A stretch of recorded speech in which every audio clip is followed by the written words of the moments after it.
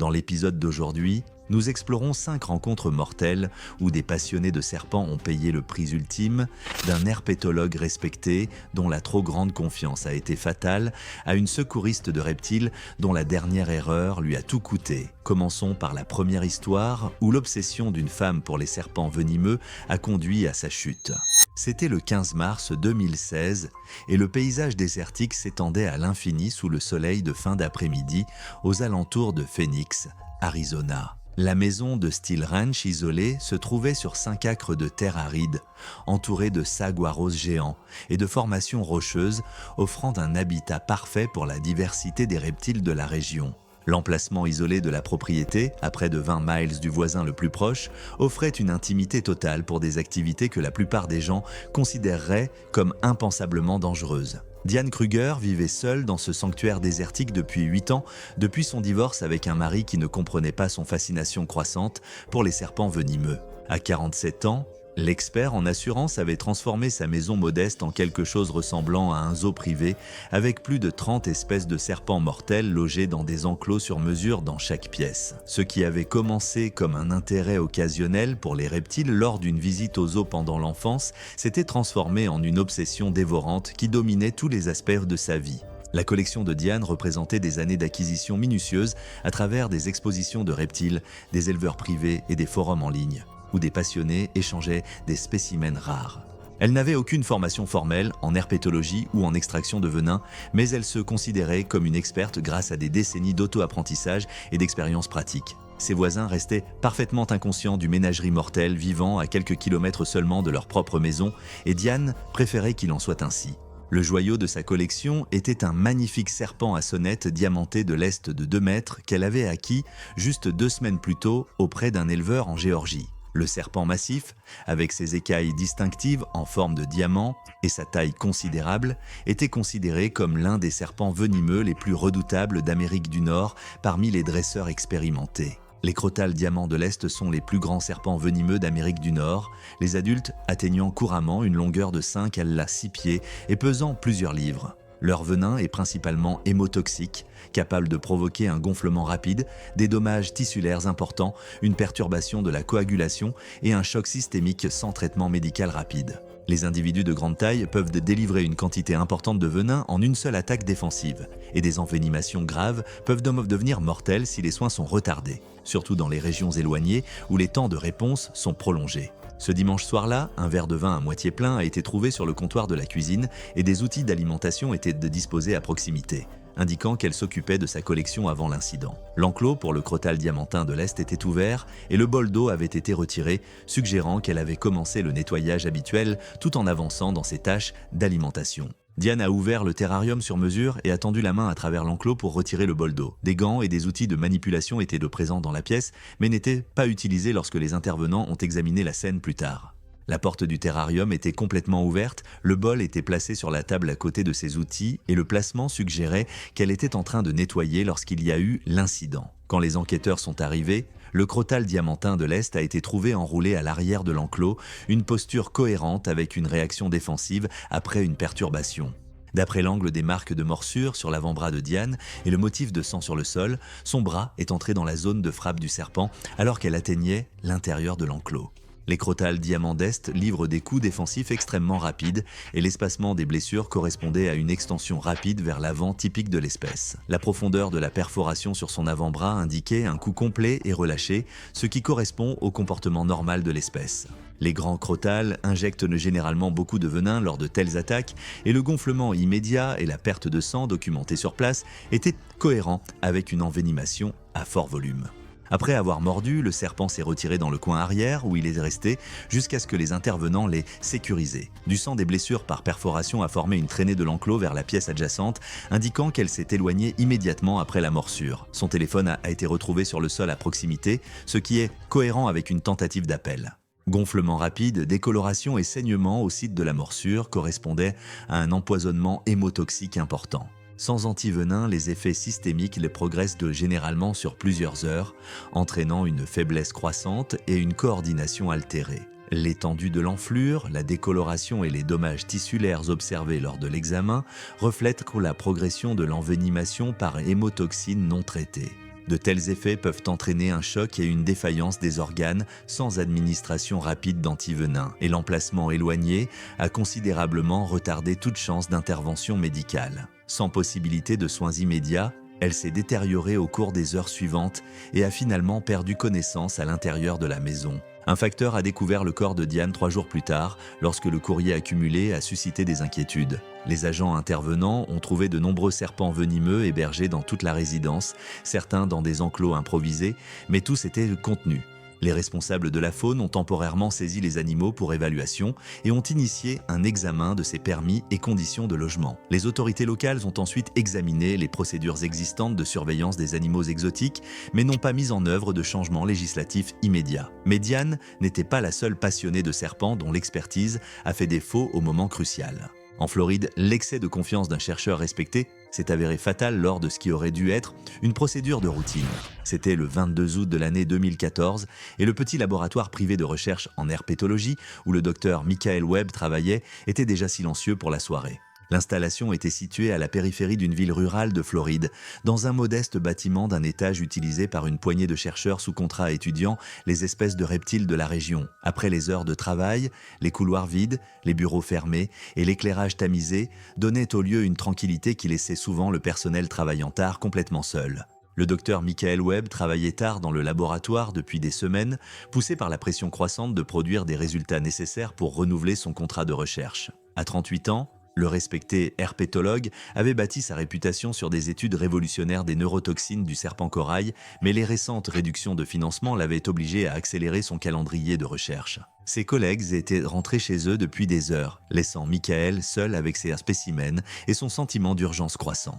Les recherches de Michael portèrent sur les propriétés uniques du venin de serpent corail qui différaient considérablement des venins hémotoxiques des crotales et des vipères. Son travail avait des applications potentielles pour le développement de nouveaux médicaments neurologiques, mais le délicat processus d'extraction de venin nécessitait un timing précis et des protocoles de sécurité absolus. Les emails internes et les notes de laboratoire précédentes montraient qu'il exprimait souvent sa frustration face à ce qu'il considérait comme des procédures excessivement prudentes.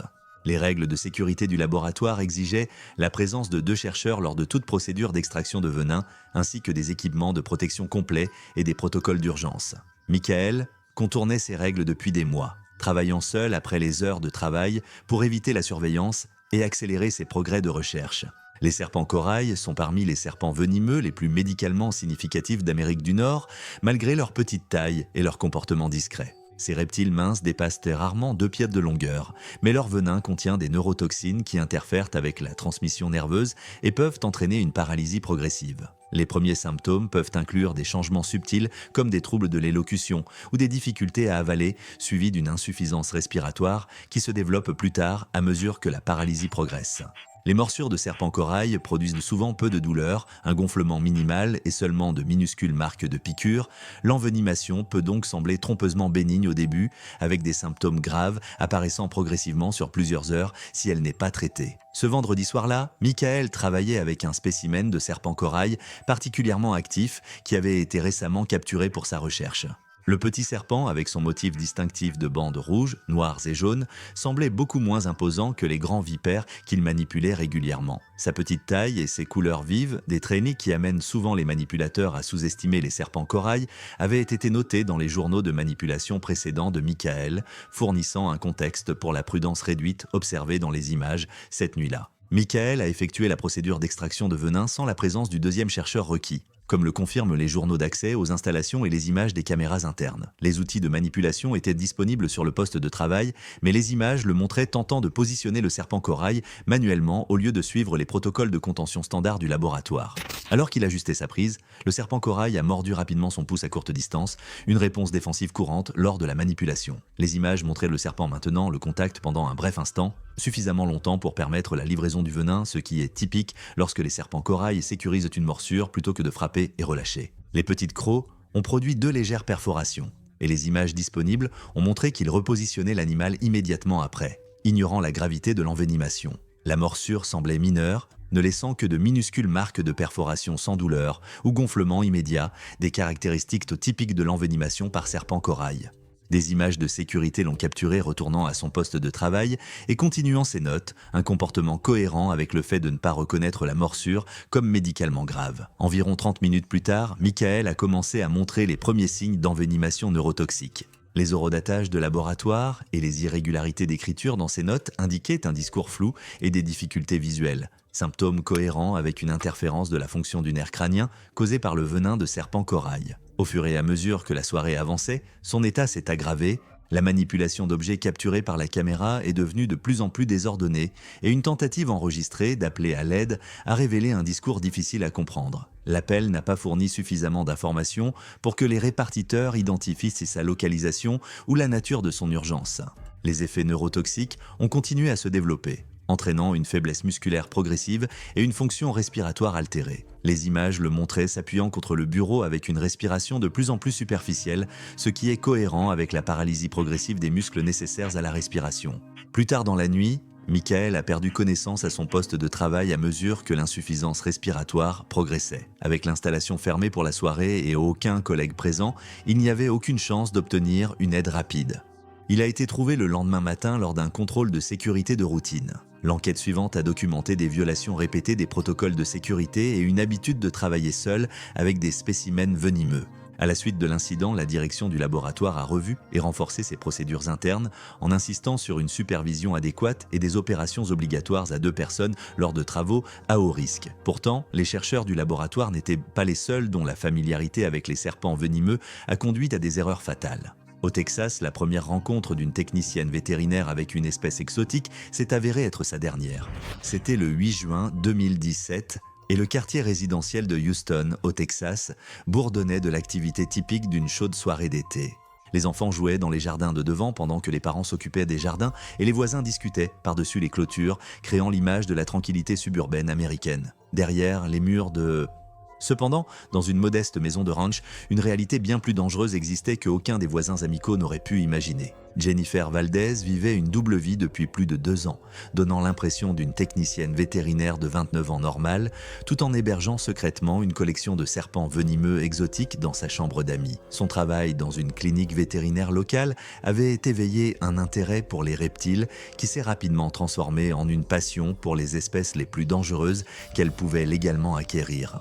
La collection de Jennifer s'était agrandie grâce à des achats minutieux lors de salons de reptiles et chez des vendeurs en ligne où elle avait noué des relations avec des éleveurs spécialisés dans les espèces venimeuses. Elle gardait son passe-temps complètement secret de ses amis, de sa famille et de ses collègues, sachant que la plupart des gens considéreraient sa passion à la fois dangereuse et irresponsable. Son dernier achat était une vipère du Gabon juvénile qu'elle avait achetée à un éleveur privé seulement 1 mois plus tôt. Le serpent représentait une étape importante en termes de danger par rapport à sa collection précédente de crotales et de mocassins d'eau.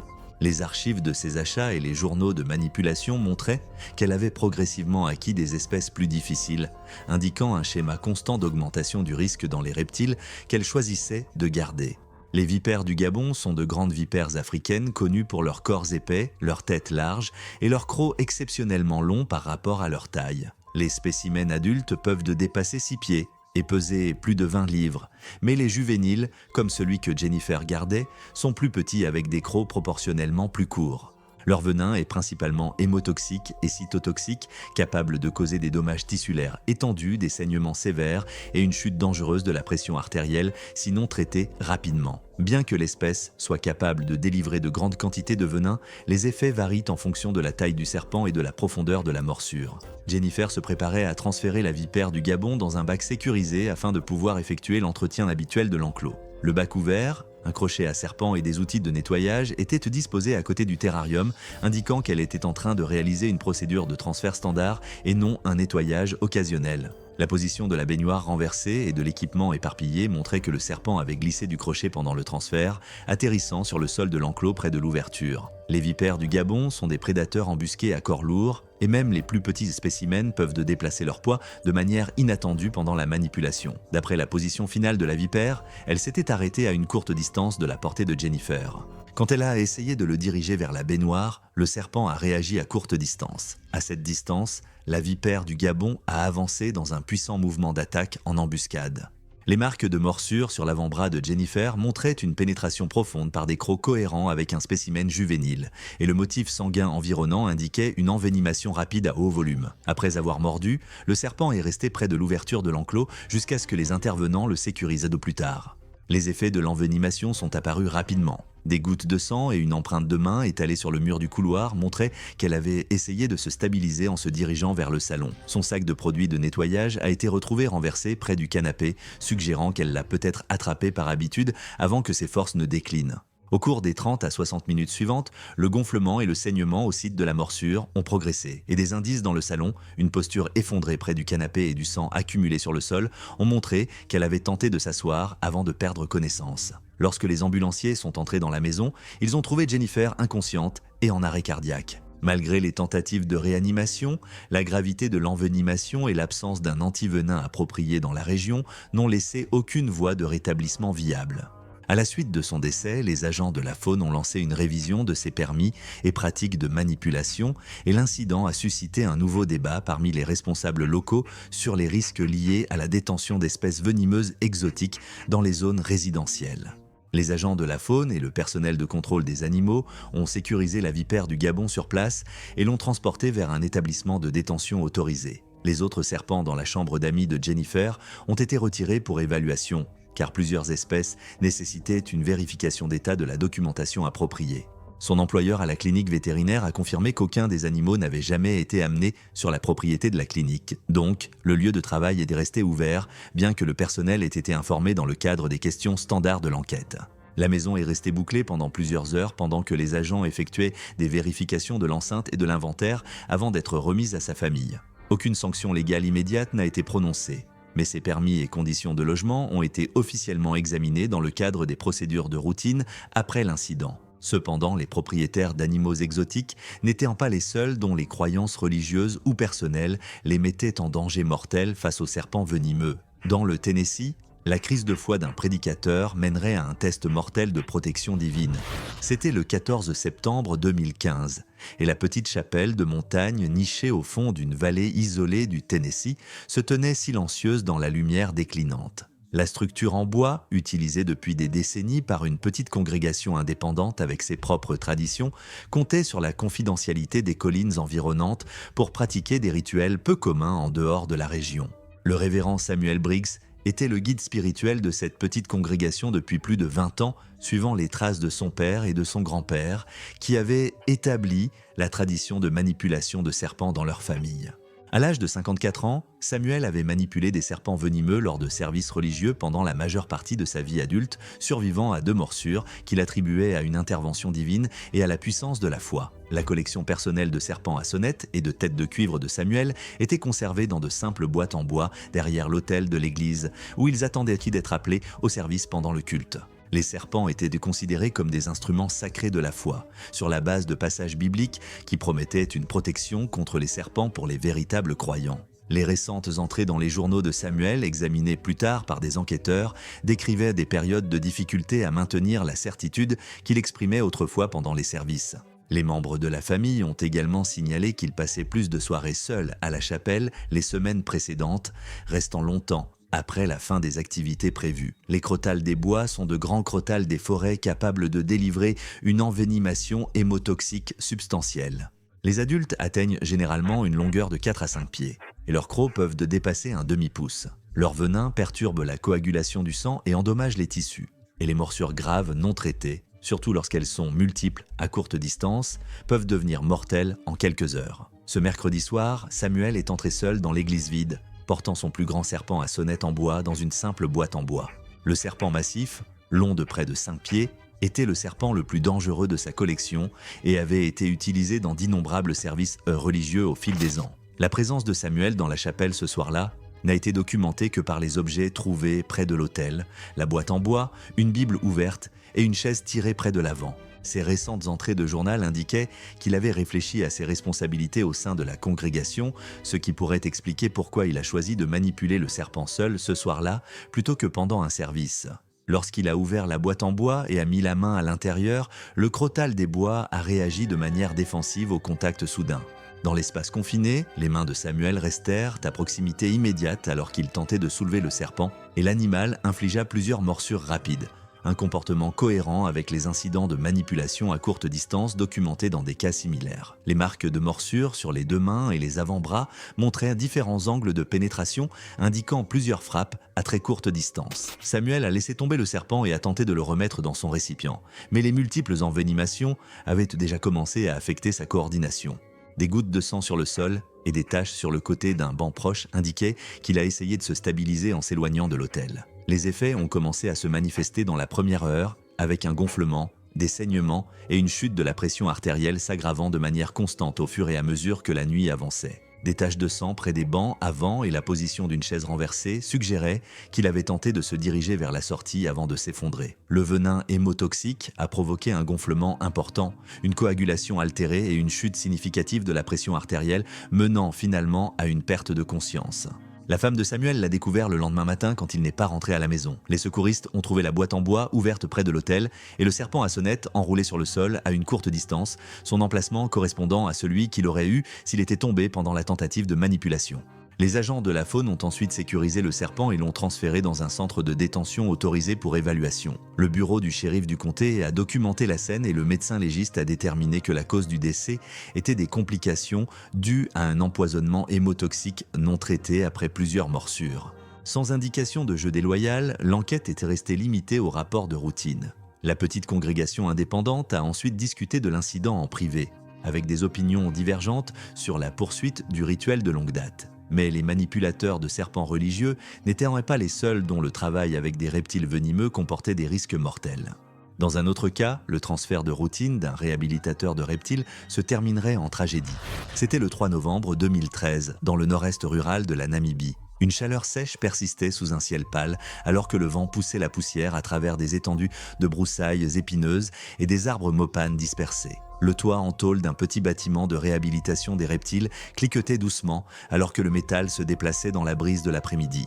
À l'intérieur de la structure sombre, des étagères en bois supportaient des bacs en plastique et des enclos en verre réutilisés étiquetés avec un marqueur effacé. L'endroit était calme comme le sont souvent les stations éloignées où chaque son, du grincement d'une charnière au glissement d'un bac ou d'un gant frôlant le contreplaqué, semblait plus net qu'il ne devrait l'être. Selma Kashipa a géré seule le sauvetage la plupart du temps. À 41 ans, elle avait quitté l'enseignement élémentaire pour accueillir des serpents que personne d'autre ne voulait. Des confiscations, des abandons, des animaux provenant de spectacles itinérants ratés. Elle vivait dans une petite caravane au bord d'une propriété de 20 acres et suivait une routine stricte, remplir des bûches, rotation de nettoyage, tour du soir pour que les inspecteurs trouvent de l'ordre même là où l'argent manquait. Les arrivées de venimeux étaient récentes et arrivaient souvent avec peu de préavis. Elle les manipulait avec les outils qu'elle pouvait se permettre et les pratiques qu'elle avait apprises dans les manuels et guides de terrain. Les donateurs la connaissaient comme étant stable et pratique. Elle construisait des étagères avec du bois récupéré, économisait chaque litre de désinfectant et transportait des glacières empruntées remplies de colubridés non venimeux pour des programmes scolaires le week-end. Les responsables locaux ont commencé à appeler lorsque d'autres groupes ont refusé de prendre certaines confiscations. Antivenine et transport rapide n'étaient pas des ressources qu'elle avait. Un soutien médical fiable pourrait être à des heures d'ici. Le secours était assis derrière une rangée de pins courbés par le vent. Un chemin de sable menait aux dépendances où un appentis couvrait 2 longues étagères de cage.